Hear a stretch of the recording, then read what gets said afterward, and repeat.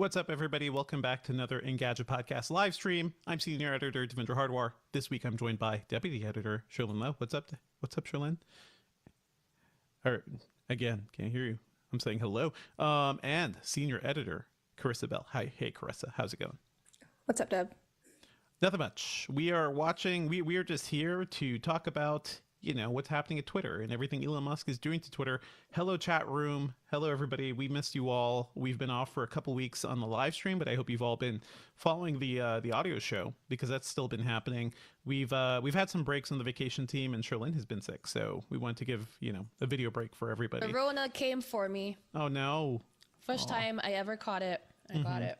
So there we go. So Sherlyn's recovering from that. I think I'm recovering from RSV. I don't know. Whatever my daughter RSV's brought going home. around, yeah. It's going home. Whatever my daughter brought home from school. So that's not fun. But hello, everybody in the chat room. It is good to be here. Thanks to everyone that's saying happy belated. I appreciate it. Thanks to Gabrielle, Amar Kalbergi, Jonathan Anderson says hi. Drew Karmokar is saying hi. Jiming Chong, Tosan. I know Jiming Chong always loves to hear that. And Pixel said, hey, what's cracking Engadget team? Cracking. What's cracking is the death of Twitter. What meant? God. What's cracking is the Twitter egg. Bring back the fail whale, honestly. Bring back the fail whale. And that voice you're hearing is Ben Elman, our producer. He's not on video because he's off in Mexico right now, and we can't trust that internet. So yeah, can't trust the internet. So I'm just going to be a disembodied voice. Hi to CF542. JT says they missed us. Yes, we've missed doing the stream too. I like doing the audio show, but it is nice having the chat room and being able to see faces. Nice. So, Christoph Howard, Charles Thomas, both saying hi. Christoph says that they can attend today. We are happy. We saw Mark Dell, didn't we? I did see Mark Dell earlier, too.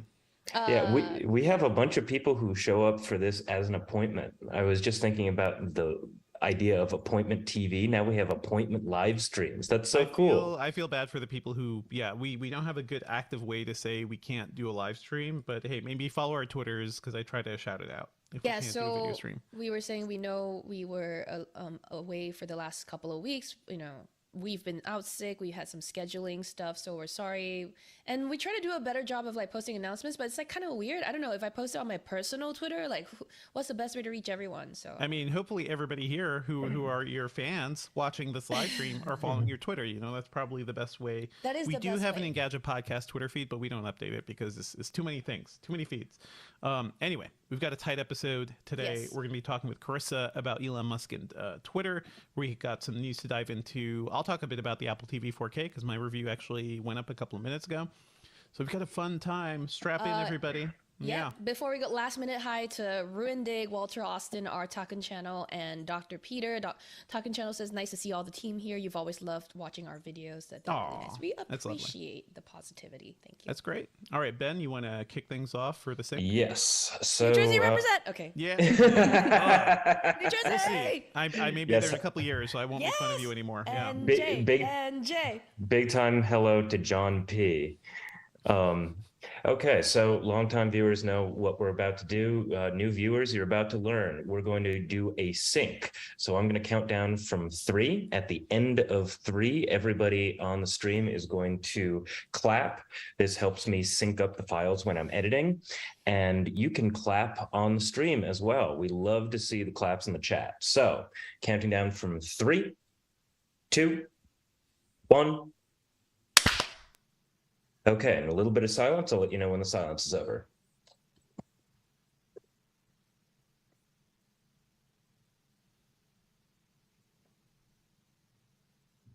Okay, silence over. Let's get on with the show. Okay, we're going to kick things off. Let me just pull up show notes and make sure we're all good to go here.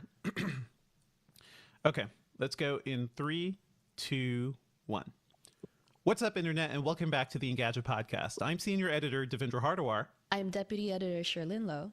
Yeah, you're back. Welcome back, Sherlyn. How's it going? Thank you. I got sick and I am less sick right now, so that's nice. That's good. I have also been trying to be less sick for the past couple of weeks, as listeners probably have noticed. So stay safe out there, folks. There's so many things going around. This week, we will be talking about Elon Musk's entire Twitter fiasco and everything going on there. We got a bit of a preview last week when we heard he'd be taking over Twitter, and now we've had a couple of days of him in charge of this social network, and Holy hell. It is kind of a mess and I think kind of sad. So stay tuned for that. As always, if you're enjoying the show, please be sure to subscribe to us wherever you get podcasts. You can drop us an email at podcast@engadget.com. Leave us an iTunes review. That's super helpful. We typically do a live stream on our YouTube channel around 10 a.m. Eastern on Thursdays. So join us for that. It's always a fun time. So joining us to talk about Elon Musk and Twitter is senior editor Carissa Bell. Hey, Carissa, how's it going? Hey, Dev, how are you? I'm okay. I am also very sad because I feel like I am watching in real time one of my favorite things on the internet going to hell. So Elon Musk's Twitter, like he's been in charge since last Friday. There have been so many things that have happened since then. Like I've honestly lost count, but he immediately laid off like the previous CEO, some of the top execs. We immediately saw the rise of hate speech and emboldened far-right trolls, basically. What else? So many things. Carissa, like how, this is your beat. Social is your beat. So how has it been like leading up to Elon taking over Twitter, and what did you see afterwards? Yeah, I mean, I think we've known for a few weeks, that this was coming, when he and Twitter said that they were going to work to close this deal after all. But of course, because it's Elon Musk, like the way they even handled that was very, very different than the way most acquisitions happen. There's still been no official like press release. The board was just fired. You never heard from them. He just walked into the office and started like acting like the boss, I guess. So yeah, it was very like Succession kind of like drama, I guess. This whole thing is very Succession. Yes, you are correct, Krista, because there was a character on Succession last season played by Alexander Skarsgård, who's a bit of like an edgelord troll guy, and he was clearly channeling Elon Musk, except I think much more handsome. I don't know, more charismatic. But yes, this does feel like we are living in a Succession universe. What else did you see on your end? Yeah, I mean, so like you said, I think in hindsight, it's not that surprising, but it still is, I think, a little shocking when you see it. But that just in the first hours after he took over, you immediately saw like this big spike in racial slurs and hate speech. All these sort of right-wing trolls and other people were like, all of a sudden were like, oh, Elon's in charge now, we can say whatever we want. And some people were doing it in like a little trolly way and saying like ivermectin and, stuff that wasn't ever really banned, but they think it sort of gets them shadow banned or whatever conspiracies they have. But then you saw this really disturbing thing of, use of the N-word went up like 500% or something. A lot of researchers were saying, people hey, felt really emboldened. Yeah. Yeah. And Twitter's actually addressed this to their credit. Their head of safety is still around. He seems to be getting along with Musk. And what he said, and the researchers back this up, is that it was pretty small group of people who were on these sort of other platforms who kind of organized this effort to say this. They said a lot of this is driven by a small number of people, but it still immediately had the impact of like making people feel uncomfortable, making people feel unsafe. Yeah, it's not a great welcome party, I guess. Like it's just like who comes to your welcome party says a lot about who you are as a leader. Sherlyn, I know you're addicted to Twitter. Like what are your feelings about this? I'm not addicted to Twitter. I have spent like the last week kind of out of everything because being sick and just comatose on my bed for a whole week kept me away from all of this news. I see a lot of like sentiment, vocal sentiment about like, people who are happy that this is happening and they're basically like Musk stans and Musk fans. Oh, there's totally a ton of them. Yeah. There's so many of them. And the one thought that I've had over the last week, and it's not related to what's going on at Twitter, but only tangentially, right? It's the idea of like idol worship and celebrity like love. It's like people who think the people you like can do no wrong, and therefore like any move they make is something you have to back for some reason. Whereas like actually these people, these are human beings, they can be flawed, they can make mistakes. And so like we don't know yet what Musk is going to do, whether it's going to be better or worse for Twitter. We do know, like we said, the amount of hate speech has gone up. That's a bad thing. That's something you can objectively say it's a bad thing, right? Like there are a few things I think you can point to also that I think could be seen as objectively bad for Twitter. I mean, his pitch for kind of out of nowhere is like, hey, blue checks. Everybody pays $20 for blue checks, you know, because he doesn't understand what they're for. Like, this is a guy who bought a thing for $44 billion and he sees it as a status symbol. And I think a lot of right-wing people and people who just feel maybe disenfranchised on Twitter also feel like blue checks are a pure status thing. They're a verification symbol. You know, I have a blue check. Sherlyn has a blue check. We have it because we work for a place, and that this is a not great part of blue checks. But we work for, you know, a media site, and typically they have ad deals with Twitter. So at some point, our names go in a spreadsheet, and Twitter's like, okay, people working here, journalists working here, can have this because you're distributing information, and we should verify who you are in case of misinformation. The idea that anybody can just go out and buy a blue check is going to lead to a mess. We're already seeing people are already impersonating other folks online. I'm already seeing people, you know, doing that with Elon Musk's Twitter to kind of make a point too. Yeah. But I can imagine people buying blue checks and just changing your profile name and just truly impersonating people. And it's going to be impossible to tell what's real anymore, which is a bad problem to have now. I think, Carissa, you might have written an article or tweeted something where Twitter themselves came out and said that there were steps in place to maybe hopefully prevent that from happening. Is that true, Carissa? No, I mean, actually, it's kind of the opposite. Is that a bunch of people have been replying to Musk because, you know, he can only talk to him on Twitter, I guess, with what happens if somebody buys verification and then they change their name to Elon Musk and pretend to be you. And he's like, well, that already happens a lot. And I'm like, that's true. That is the thing. People hack verified accounts and change it to Elon Musk to try and scam people. But, you know, the whole thing that he said he wants to buy Twitter for is to, like, get rid of those people. So, you know, I have a feeling, I do wonder if, like, he might actually change this plan, because right now he's just sort of, like, tweeted out a list of things and he said, like, he'll write about it, you know, at greater length or at some point when they're going to roll it out. Yeah. And he does seem like he is responding to feedback. So I do wonder if there might be some kind of compromise. Like, he already said that, like, politicians will be, or like public officials will keep sort of that label under their name that says, you know, like government official or elected official or whatever it is. Okay. So I do think that we could see some change, but you're right. Like, the way that he's presented it now, like, it's pretty problematic for the reasons you said. You know, there's a difference between a real person and, you know, a verified person. It's I mean, he's bringing up a lot of things, a lot of, like, hey, he brought a kitchen sink into the thing as, like, a stunt, because what was his tweet? Like, let that sink in. Yeah. This is the level of humor we're dealing with from the richest man in the world, who's now in charge of Twitter. But he eventually, like, I think it was Stephen King who tweeted at him, was like, no way in hell am I paying $20 for a blue check. And Musk responded like, okay, how about $8, Stephen King? Which also made me think that pitch was sort of like a used car salesman thing. He was like, how about this much for the car?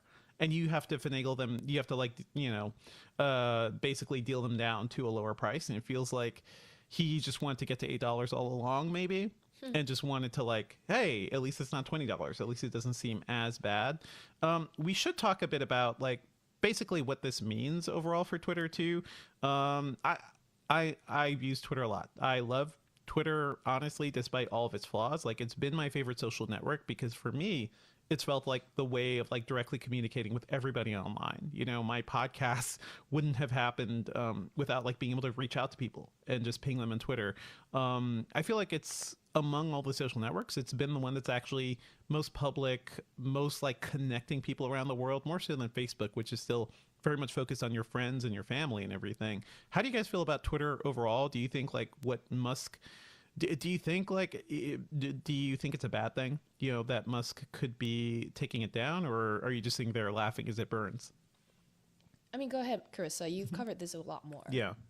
I mean, I think Elon Musk has definitely tapped into that sentiment that you're describing right now. Like, a lot of, you know, it's something like 90% of tweets are sent by, like, I don't know, like 10% or less of actual Twitter users. A lot of them are, you know, people like us who are verified and, you know, are in the media, or, you know, some of these other people. And I think that what he's tapped into is the fact that, yeah, a lot of us really do really love Twitter as a platform. You know, we use it constantly. It's really important for our jobs, but we've also, you know, a lot of us have like over the years have made friends on Twitter or found jobs via Twitter. Absolutely. Or, Yeah. you know, it's become this kind of really central part of what we do. And, you know, I think him kind of just going in there and essentially just like messing with everyone and saying, well, now anyone can be verified, and unless you pay, I'm going to take away sort of the you know, the sort of algorithmic reach that you get from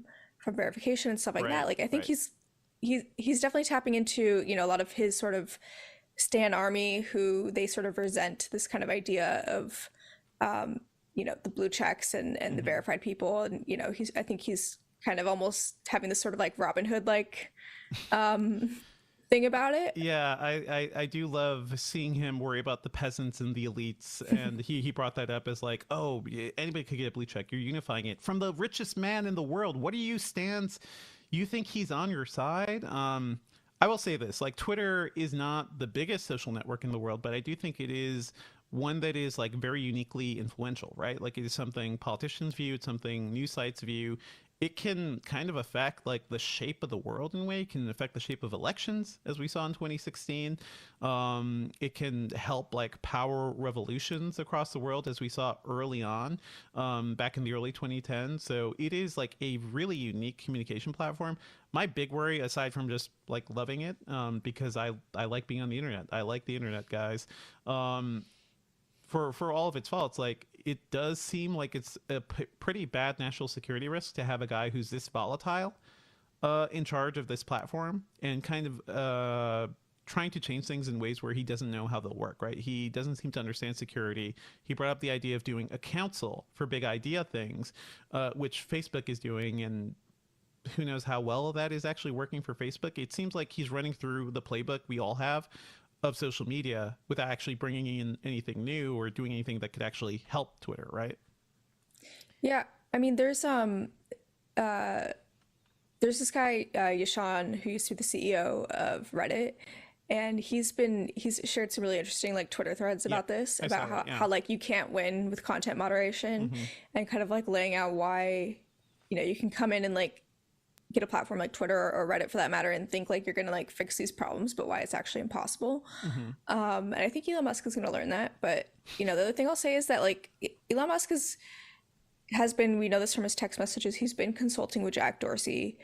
You know, Jack Dorsey has said he very much believes in Elon Musk and like his vision for Twitter as well. And like, you can take that with whatever grain of salt you want, but like I think Musk is aware of these things. So I think there's a big difference between like the stuff that he tweets and like what he actually does. And I think we should all like pay attention to like the distinction there, because his tweets are always trying to like make people like maximum upset, right? Exactly. It's all for shock value. And, it's shock value, yeah. The likes, the number of likes, the number of eyeballs you get only go up. That's why clickbait exists, right? But I want to also remind us that before this happened, before the Elon Musk bid to take over Twitter, it's not like we were extremely happy with Twitter to begin with. Let's not forget, right? Like that Twitter has always had its flaws. Twitter's always had its problems.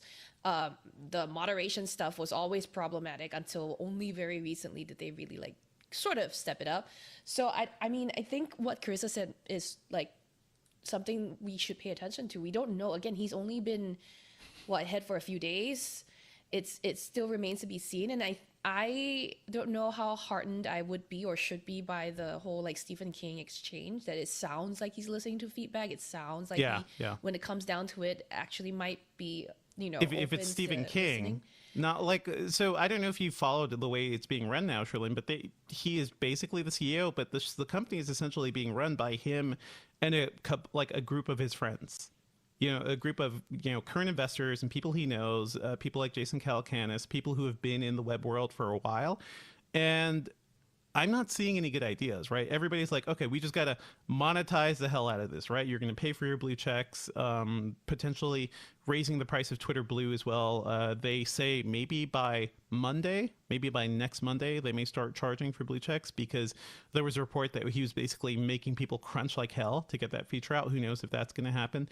I think the thing that really worried me was over the weekend, there was an attack on Nancy Pelosi's husband. And horrible event. Like, who knows what would have happened if Nancy Pelosi was actually at home in San Francisco. And Elon Musk's response to Hillary Clinton was a link to a conspiracy theory about what happened, and not like anything truthful. And we are living in an age of like disinformation and misinformation, and it is dangerous now. Like, it's going to affect elections, it's going to affect the shape of the world. And yeah, it is terribly dangerous to have a guy like this, like, in charge, who would rather share meme links and not actually know what's happening. Like, to me, that's the real danger, because it just seems bad. It just seems like, oh, this is going to go down in flames. And I would say, to a certain degree, I think some people just want to sit back and enjoy it. I feel bad because I like Twitter. To all the people responding to us in the chat room saying, oh, my feelings are hurt. I like Twitter. I think it's a genuinely useful tool for humanity. It is a shame that it's going to end like this. It feels like the end of Dig. It feels like the end of Tumblr in a way, which was more of a slow motion disaster. This seems very accelerated. And partially, this also seems like he made a $44 billion bet as a joke, and he was forced to buy it because he tried so hard to get out of it after the economy tanked. How much of this do you think is gonna keep going, Carissa? Like, do you think he regrets this deal? Does it seem like he's just trying to get the water out of the sinking ship as fast as he can?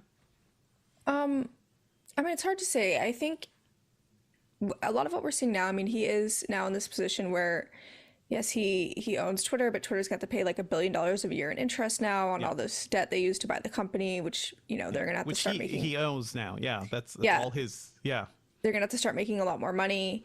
That's why he's he's supposedly laying off 50% of staff. Why he wants to raise the price of Twitter Blue and sort of make it more, if not actually mandatory, make it so that like your experience is going to be a lot worse if you don't use it, because they're trying to figure out how do we make up that amount of money. So like, I think I don't think he's necessarily, I mean, I hate trying to like predict what Elon Musk is doing. Never try to predict. Yeah. But I don't, like, I do think that in his mind, he probably thinks that like this is the way to like fix Twitter.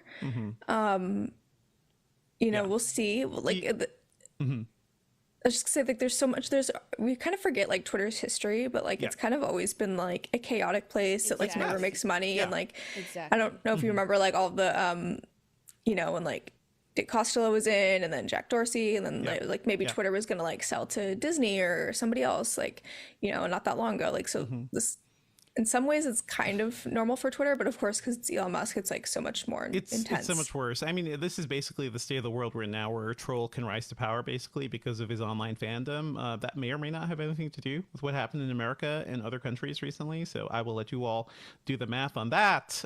This is where we are as a society.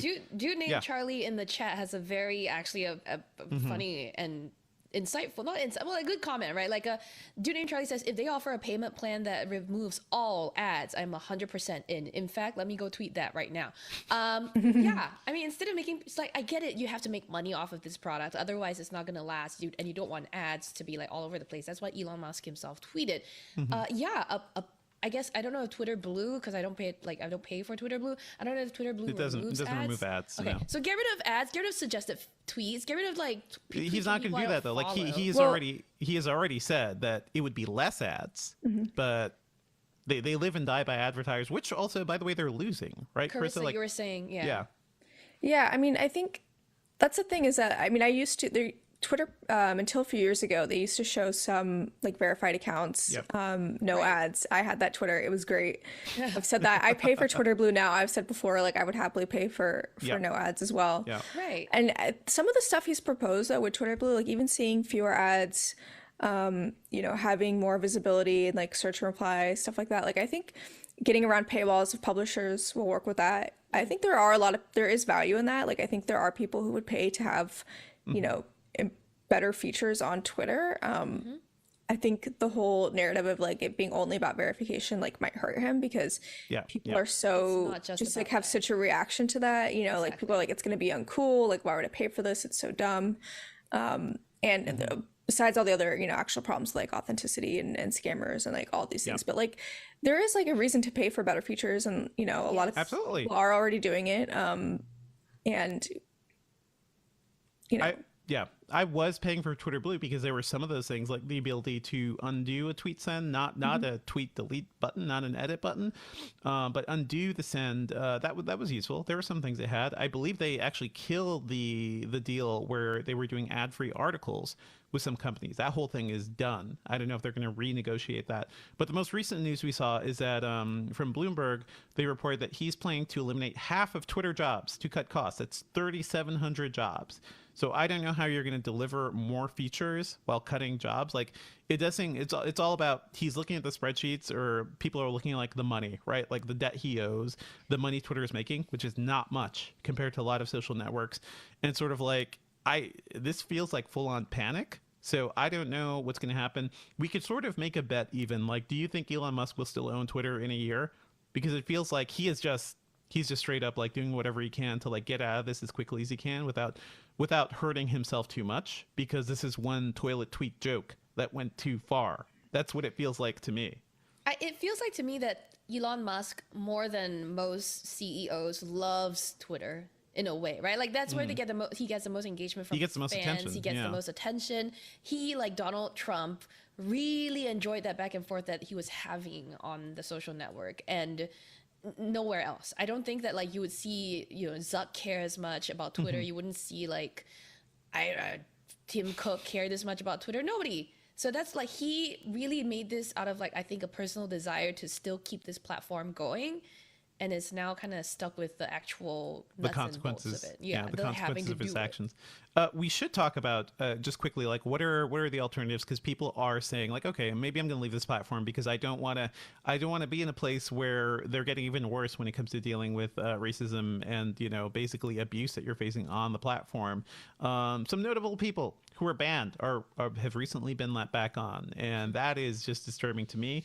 For me, it was that tweet where he was just like, hey, here's a conspiracy theory to a troubling political event, and making me think like, oh man, we can't trust this guy with anything. So what do we have out there? There's Mastodon, which have you guys played with Mastodon? Yeah, it's sort of. It's confusing. It's confusing. It is a mess. It is a decentralized version of a social network that's similar to Twitter, except you have to join a specific server. It's very like hard to use. It's very confusing, and it's very like disconnected in a way, which I think the joy of Twitter is like, hey, you could, at least in the early days, you could sign on and be like, whoever else is there, doesn't matter their level, you could just ping them and try to start a conversation. And that was always super fascinating and helpful to me. Mastodon is just kind of a mess. It feels like the difference between using Linux and Windows, right? Where they both essentially do the same thing, but one thing is like 100 times harder to do the things you're used to.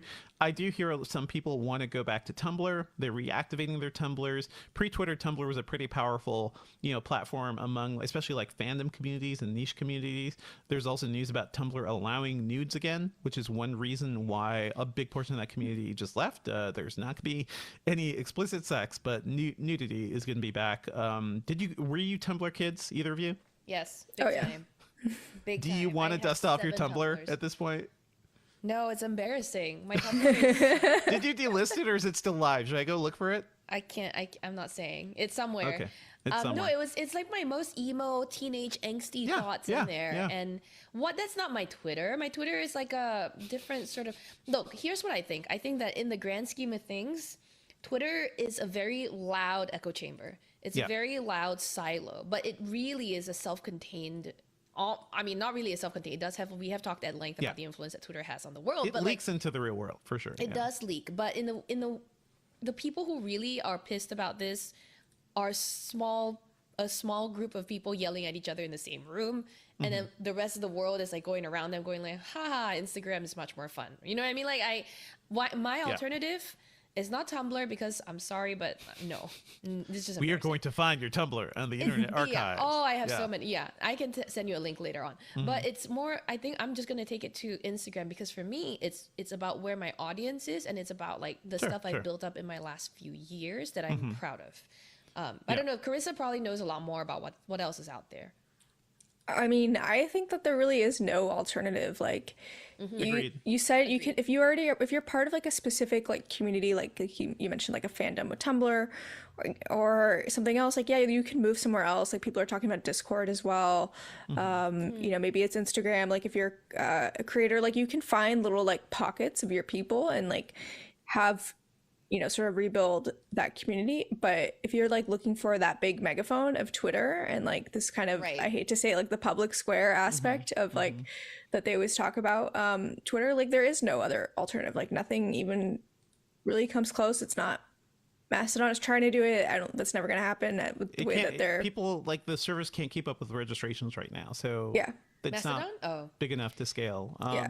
One thing I will say, I think the smartest thing Jack Dorsey ever said, I think it was in a message to Elon at some point, but what should Twitter be? It should be more of like a protocol, right? It should be kind of an open source thing that lets everybody communicate on the internet, sort of like the way email works, or sort of the way the early internet, like the things that connected people on the internet. Like I feel like it should be that. It can never be that because unfortunately Twitter is a company and people Well, will Jack buy Dorsey's it. trying to build that with Blue Sky, but He is, but I don't trust him again, anymore either. Yeah, yeah, he's trying to build that. We'll see. Yeah, so actually, Blue Sky is a thing that's happening. They're signing up beta invites right now. What do we know about Blue Sky at this point, Carissa? yeah, we know that Jack Dorsey started talking about this while he was, you know, still at Twitter, but it's independent of Twitter. It's not like a company, but they have, you know, their own engineers and stuff like that, obviously, and they're working on this kind of thing. It's like this protocol where it will be, you know, sort of a decentralized version of Twitter. You know, I haven't used it or anything, and you know, I think the point is like it's gonna be it's like Jack Dorsey trying to like sort of like fix that sort of original sin of like making Twitter like this kind of like public company and saying like, okay, like let's try and make this version of it so that you can have different you know, like sort of a more modular experience. Like he's talked about, like maybe you can choose your own algorithm, you can choose you know, it's just like a lot more like flexible. So there's like a lot of interesting ideas. Like it's kind of hard to see at this stage like how that actually becomes you know, something that like matters as much as Twitter does. But you know, it does kind of like get at this thing where he's like saying like, you know, the biggest mistake we made was making Twitter a company, like getting advertisers, you know, trying to make money off of this when like that was you know, completely messed things up in a lot of ways. And that's the way early, I mean, that's the way Web 2.0 companies basically started working. Like you found an idea, you got a bunch of users, you tried to get as much funding as possible, and that was the race in the late 2000s and early 2010s. And yeah, Twitter has always been kind of a mess about that. Other alternatives I just want to throw out there: hey, personal websites. You can make a personal website, you can make a blog. You will not have that instant communication you will at Twitter, but at least you'll own it. At least you won't have to worry about this. So maybe this is a rise to restart those things. Also newsletters, but I'm not a fan of the one-way communication of newsletters. So Yeah. another option out there. But I think overall it is a reminder that, man, maybe we should just try to find corners of the internet that we can own, because these companies, we can't trust them. Things are going to be changing, and who knows who's going to be in charge and how things are going to change over time. Carissa, anything else you want to add about this, or what you're keeping an eye on, you know, with this story? Because this is going to be ongoing for a while. Yeah, I mean, just that, you know, there's this argument to be made that as like if people kind of start defecting from Twitter, creating their own place somewhere else, it's just like kind of like a further like splintering of, you know, people all kind of going off into their own like echo chambers. Like we saw, this is kind of how a lot of these like far right communities started, was they got you know, kicked off the big platforms, and they kind of went to these other little like dark corners of the internet where they could basically say and do whatever they want. And I'm not saying that they shouldn't have been kicked off, but there are consequences when if like everybody goes from one big platform to a bunch of smaller places. And Musk is aware of this too. Like he's mentioned this as like as a problem. So, you know, I think it's gonna be interesting to see what Musk actually does and how, if people leave Twitter, because, you know, again, people saying Twitter is about to die, people threatening to quit Twitter, you know, this is kind of the norm for the platform. That's seeing normal.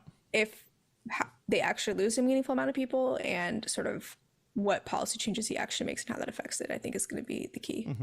we will definitely talk more about the splintering of the internet, because that's actually a thing that is happening. Like, people are less focused on one platform. You've got your private group chats. You've got Discord chats. We're all chatting everywhere. Maybe we have too many places, but that's a topic we'll be diving into down the line. Carissa, thank you so much for joining us. Where can we find you on the internet? Well, on Twitter until it goes down at Carissa B on Twitter. Carissa BE, right? BE, yeah. All right. Thank you so much. Thanks. Okay, you could pause your recording. Great. Thank you. Pause your recording and shoot that over to Ben. I think we just got to keep moving. So maybe we'll do some Q&A at the end, chat room. Thank you all for staying tuned. A lot of people are upset with your title for this video. They're like, oh, you called it a fiasco. How dare you? I'm like, oh, Lord. I mean, I sorry. I feel like whose feelings are hurt now? You're worried about your poor billionaire. Shout out to Daniel Diaz and Buddy305 Love, who joined a little bit after we started the episode. Hi. Hello, everybody. Are you good to lead with some of the Google news, Sherlyn? And Yeah, Carissa, sure you thing. could log up whenever you want. Thank you so much for joining. All right. Thanks, See you girl. guys. See ya. Bye. Bye. All right, I'll let you lead it back in. So it's been a slew of like event after event after event. We finally sort of feel like we're nearing a pause, right? But Google is like, nah, we got too much news. We have too much stuff. So this week, Google actually had an AI event yesterday, Wednesday. It didn't really announce a lot of stuff that will have an immediate effect on the public. It's really, some of the stuff that it's teaching its AI to do, and some of the stuff it's able to achieve through its AI. But something the company did announce this week that I found interesting and that would be impactful, I think, for us in the coming weeks, is that you'll be able to track your packages with new Gmail features. Yeah, it's super cool. I mean, I think Google has done a good job of like making a lot of things easier to do. For example, you can throw in a UPS like shipping number or FedEx number into Google search and it'll just pop up. Yeah, it pops up. Like, as opposed to like, oh, what is the FedEx website again? Whatever. So now your inbox, I think Gmail will be able to will offer a view of your package tracking and delivery information within your inbox itself. If your order has a delivery number or a tracking number in it, it actually would just show your current delivery status in your inbox list view, which is actually pretty cool. Super cool. Yeah. It will also have a summary card at the top of individual emails, similar to how we get how if you forward your a flight itinerary to your Gmail, it will show you the date and time of takeoff, your terminal number, that sort of stuff at the top of your email. Now package tracking or update emails will have that sort of view at the top too. And then it'll also have estimated arrival date and status, like arriving tomorrow or delivered today. I think this is cool. I think that Gmail is getting more useful, and this is, going to be super helpful. CF542 in the chat says, I thought Gmail already did this. Did you have a special preview? That some of us don't, because that is... Yeah, it wasn't for full-on package tracking. Maybe there was lesser information, but this information has always been in Gmail, right? You get those tracking numbers, you get the info from the companies. I use an app called Shop, which does a good job of tracking all that to you. And if you buy from smaller retailers, they usually go through Shop, I believe. So yeah, this is cool. It's cool to have it all within Gmail, because sometimes I don't know about you, Sherlyn, but I often have a lot of packages flying around, between stuff I need for the kids and for me and for work, and oh my God. Yeah. So it's good to keep track of them all in some place. So that's cool. Buddy305 Love also asks, will shipping companies play ball? They have their own apps with those features. Well, so in Google's press release, it did say that it will work with most major shipping companies, the national ones. So I'm not sure it'll work with every single shipping carrier provider, but this will, work with most of them. It's just a slew of Google news that I'm going to run through. For example, Google is updating the Messages app. I mean, we know Android Messages kind of sucks, especially when we're looking over at iMessage over there. Which Messages app is this? Because I've lost track from Google. I know this. I mean, it's not chat. It's not Android Messages. It's Google Messages. I know it's kind of whatever. Anyway, it now gets iOS reactions, so it's gonna be kind of RCS, but kind of iMessage. I don't know. How are they doing this? Are they? Are they just taking in the stuff coming from iOS and just kind of like when RCS is enabled, the Messages app will soon let users respond to individual messages. You have to swipe on a message to reply. This is like a reply to message feature that iMessage already has. Yeah. And similarly for like adding your like emoji reaction.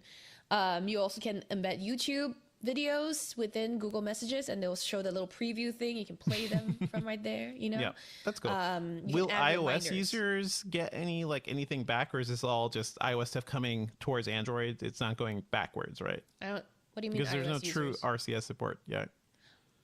You mean so like when people on texting. iMessage in their blue bubbles. Okay. Yeah. Because I was like, nobody on iOS is using Messages. Okay, gotcha. Yeah.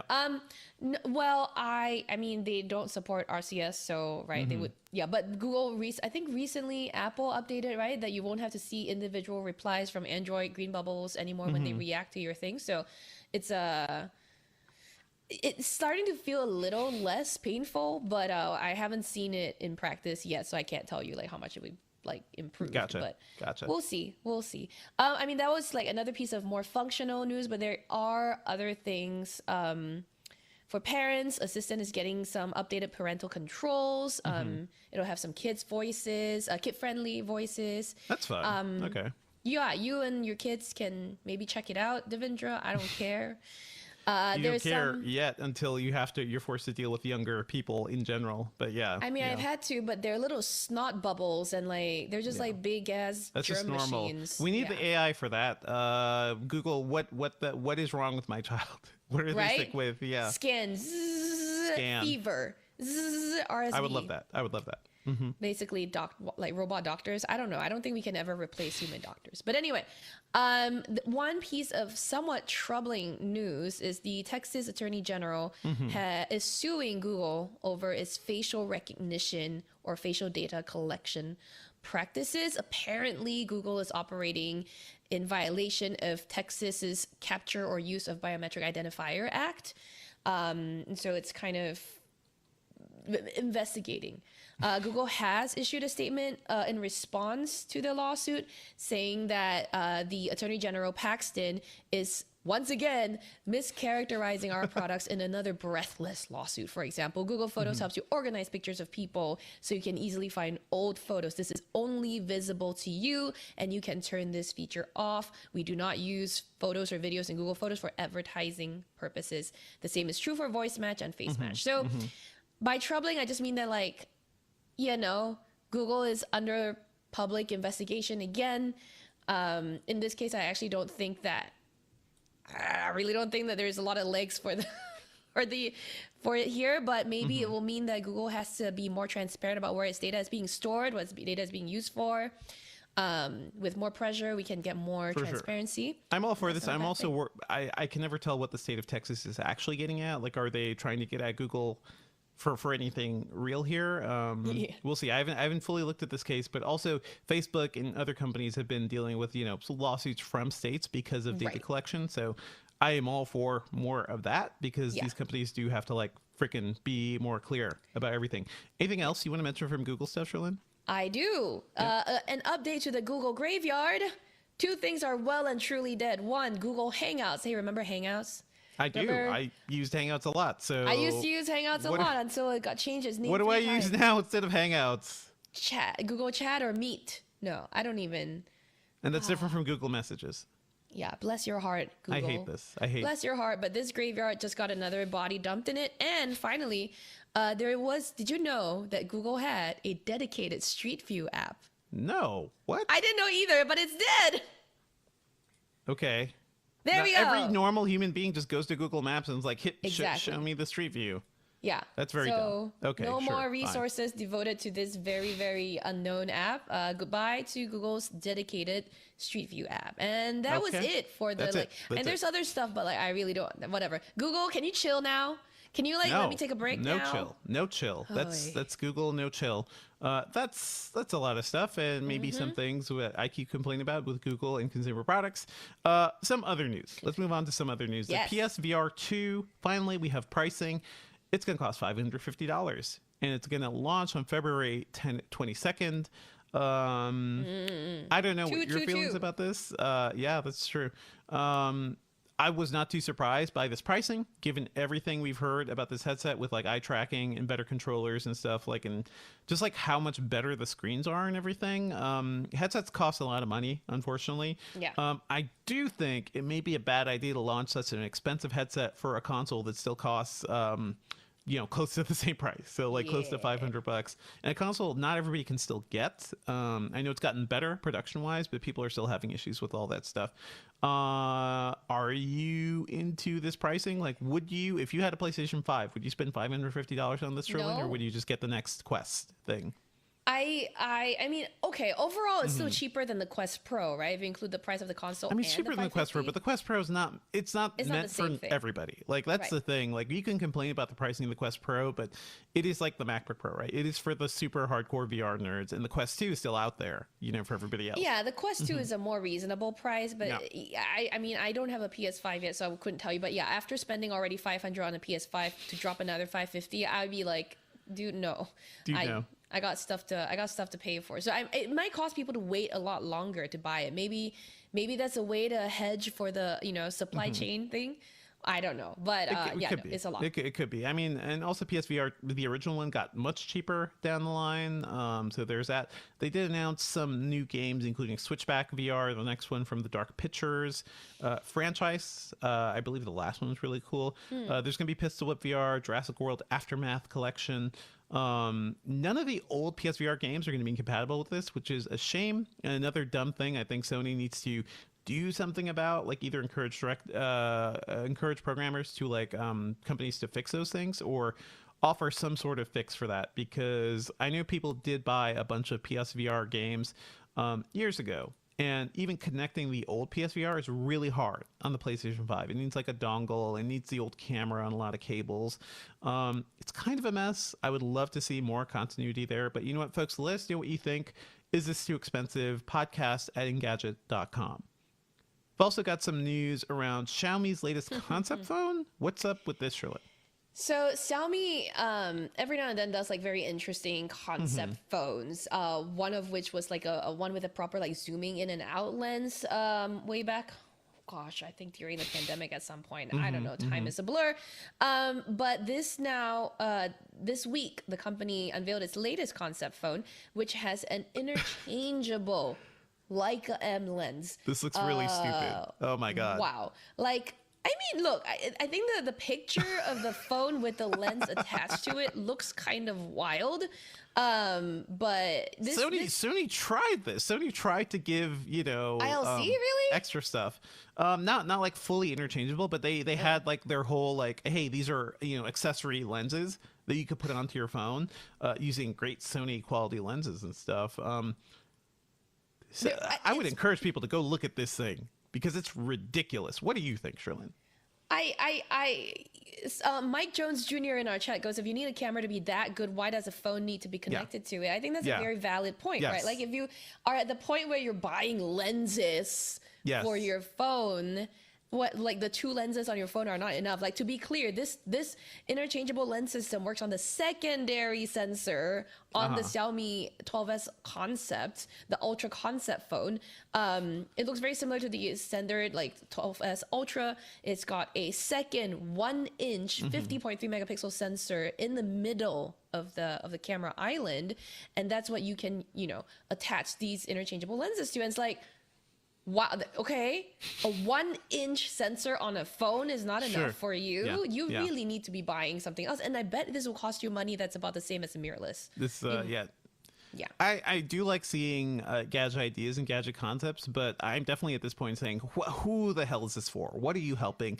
Nobody's going to use a phone like this. And also, I think we're used to our phones being the easy cameras, right? The cameras where it's like, okay, it fits in my pocket. I could pop it out real easily, take a quick photo.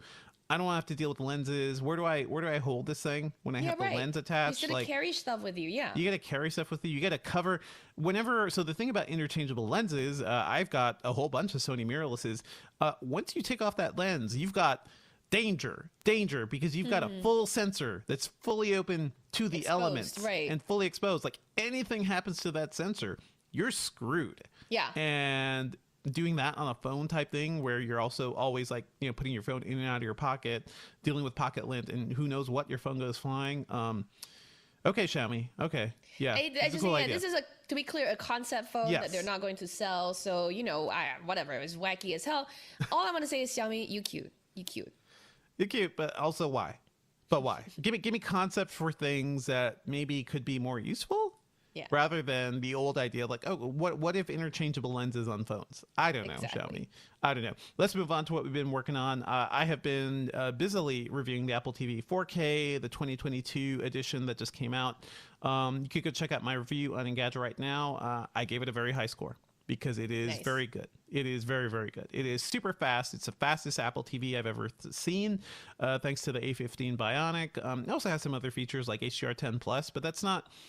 I feel like for a lot of people, that's not going to be a super big draw unless you have a new TV that supports HDR10 Plus, but it's nice to have that format. Mostly, this thing is hella fast and it's hella cheap. It's $129 to start with 64 gigabytes of storage.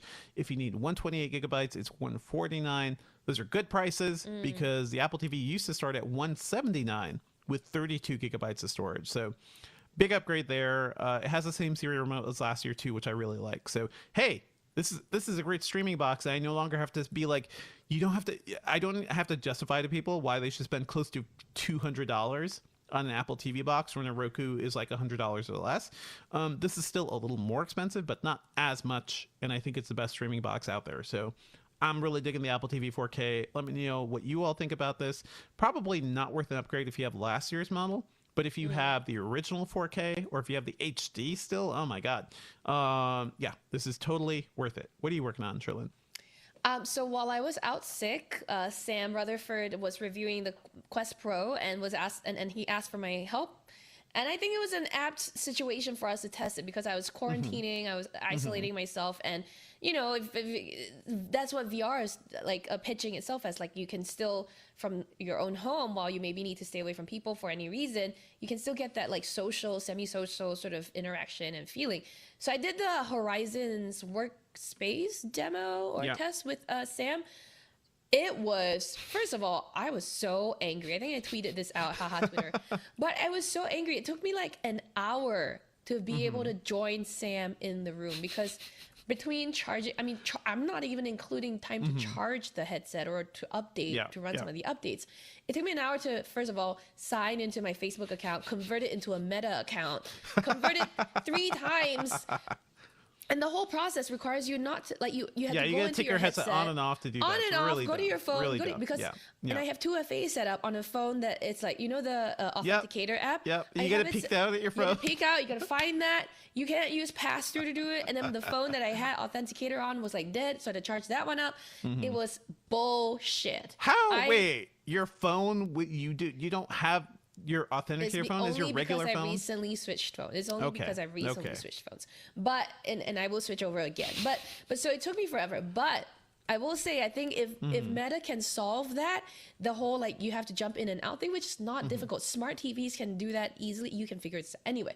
Smart TVs also go straight to your phone. They're they like, do hey, go look to at your phone. To make it easier, to make it like instead of having to type your password through the VR headsets make that hard. They got to find a way to figure it out. Like, give me pass through. That's it. Anyway, once I managed to find myself in the space with Sam, it was kind of like incredible how realistic it felt to me because he was wearing the Quest Pro, so his reactions and expressions were did you? Yeah, so you saw his face moving and things? Yeah, he was making faces at me, and then I farted in the space, and he didn't smell it. Can you imagine? Quote unquote in the space, yeah. I farted in my home, and he didn't smell it in the office we were in. I can't imagine that. I coughed in his face, and he did not get sick. Here are the benefits of VR right here. Your bodily functions just don't matter anymore. For people who don't no longer know how to behave in public, apparently. Right. That is great. That's me. That's totally great. So you liked it. And also check out Sam's review of the Quest Pro. That is out there. Anything else you want to talk about, Sherlyn? I know you've just been recovering, right? Yeah. I mean, I'm still working on holiday gift guide stuff, which segues very neatly into Around Engadget. We're starting to publish our holiday gift guide stories. You will see everything this week. I mean, we're hurtling fast towards the holiday season. It is November. Mariah Carey is about to make a lot of money, so what are we have guides. I don't know what guide you were writing, Devendra. Do you want to tell us? Computers and tablets, I believe. So many guides. It's a whirlwind of reviews and guides right now that we've all been working on. But it's nonstop. Yeah, go check out that stuff. If you want to ask me about like, hey, what should I gift people? What computer is good or something? Go read the guide. Go read the guide and then talk to me. Then ask me if you have more questions. Please don't talk to Devendra. Yeah, don't talk to me. I'm busy. I'm reviewing stuff. I also want to shout out Steve Dent's review of the Canon, or hands-on, of the Canon R6 II. Headline is higher resolution, faster shooting, and reduced heating issues. I do like it when Steve gets nerdy with camera stuff. Yes. So it's worth a read if you are a Canon nerd and you want to see what's up with this camera. I mean, we just talked about that Xiaomi ridiculous camera phone thing. So this is an actual camera you can check out. It's an actual camera, a usable camera. Okay, let's move on to our Engadget picks for the week. Sherlyn, what you got? My pick is all for the holiday season. If you're, thinking about what to get your loved ones this year, I think I might have said the same thing again last year, but I loved it when my friends got me, when I went back to Singapore, all this stuff for body and hand soap and shower and that sort of stuff, right? So the brand was that a sign? I guess. I don't know. No, it's not. They were not like, you like, stink. Sherlyn's back. We gotta clean her up. No, it was more, they know how much I like to pamper myself with the nice smelling things. And Aesop has a lot of very good stuff. Some other brands, if you need inspiration, I like Sabon. I like, as if I'm putting out a public wish list. This is your pop culture picks? I didn't say it's pop culture. Look, we never said these were pop from the beginning. Yeah, this could be anything. It was pop culture picks, but go ahead. Okay, fine. Nice creams. Your pick is nice body creams and brands like L'Occitane and Sabon and Taka and Rituals. For sure. And treat yourself. There's a lot of options out there. Treat yourself and treat your friends. Treat yourself. Okay, I'm going to talk about some actual pop culture here. The Midnight Club, which is the next show from Mike Flanagan. First of all, this is your jam, Sherlyn, because we've talked about all the Mike Flanagan stuff. So last year he did Midnight Mass, which I think is one of the best horror series I've ever seen. Yeah, it was good. Midnight Club is the next in that vein, and what's really interesting is that it is adapted from a book by Christopher Pike. And I loved Christopher Pike as a kid. He was sort of like the grown-up R.L. Stine, or at least a teenager R.L. Stine, So I always dug his books. This one is about a group of terminally ill kids who are staying at a hospice that may or may not be haunted. But I think, as usual, it's a really good use of horror, but also it's a really interesting exploration of death and grief, because these kids are all basically waiting to die, and Mike Flanagan, being the brilliant writer and director he is, I think does a great job of exploring that and giving his characters. Haunting of Hill House was amazing with that. Haunting of Hill House. I like Bly Manor as well. I like everything he does. I think he is he's a freaking genius. So if you want some spooky stuff, Midnight Club is good. It may be it skews a little more young than I think the other stuff. If you want something a little more adult, maybe Midnight Mass is a thing.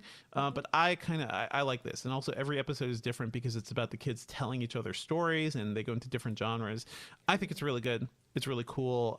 If you want a little more grown-up horror, I would recommend Guillermo del Toro's Cabinet of Curiosities, which is the new anthology series he just kicked off on Netflix as well.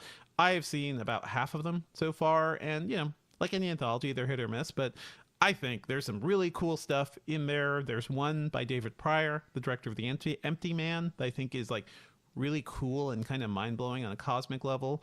Anna Lily Amirpour, a whole bunch of folks, Panos Cosmatos, a lot of great horror directors have done segments for this. So I think it's worth checking out. Is that Rupert Grint on the image we're seeing on this? I believe he is in one. Nice. Yeah. He's also in fun stuff. I don't know if you've been watching Servant on Apple TV Plus, but he's in that, and that is a great creepy Shyamalan show. Fair warning for anybody afraid of rats. Anybody in general. Anybody in general. Maybe don't watch episode 2. Okay, thank you. Maybe don't watch the episode called Graveyard Rats, because it is your nightmare. Thank you for the heads up. I would never watch. Yeah, it's also called Graveyard Rats, so I don't think you would have watched it. But no, I would never. There's thousands of rats. There's giant rats. There's monster rats. Okay, and I felt like watching this. I wish I could trick Shirley into watching this at some point, because I feel like that would be fun. So anyway, folks, if you want to rickroll Shirley at some point, maybe with graveyard rats, give it a shot. I don't know. Or be nice. Sherlyn has a phobia of rats. So that's my thing. Halloween's over. We've had a lot of like spooky things to watch. I don't know. Did you do anything for Halloween, Sherlyn? Because you've been trapped. Could you do anything? Yeah, I did. I cleared my isolation period, thankfully, and was able to do my birthday and Halloween at the same time. And guess who I went as? I went as Hercules. Okay. That's all. Happy Halloween and happy holiday season, Happy Halloween. everyone. Happy Halloween. I care more about it now because I have to deal with it and the kids. My daughter sprained her ankle last week, so unfortunately, she couldn't like walk around and do trick-or-treating. So we built up the jogging stroller and we could put like decorations around it so we could roll her around the neighborhood. So hopefully she gets better soon. But that's it for our pop culture picks, folks. As always, check out those things. Drop us an email at podcast@engadget.com. Anything else you want to mention, Sherlyn, or you could just wrap it? I'm good. I feel like we have very clean cut way before you started. Yeah, no, I'm cutting it after Hercules. Okay, yeah, perfect. You could do that. It's fine. All right, Okay. I'm gonna do the outro. Well, that's it for the episode this week, everyone. Thank you as always for listening. Our theme music is by game composer Dale North. Our outro music is by our very own Terrence O'Brien. This podcast is produced by Ben Elman. You can find Devindra online at Devindra on Twitter, and I podcast about movies and TVs at the Filmcast at thefilmcast.com.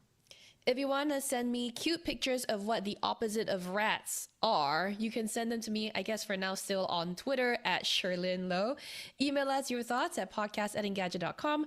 Leave us a review, please, on iTunes, and subscribe on anything that gets podcasts.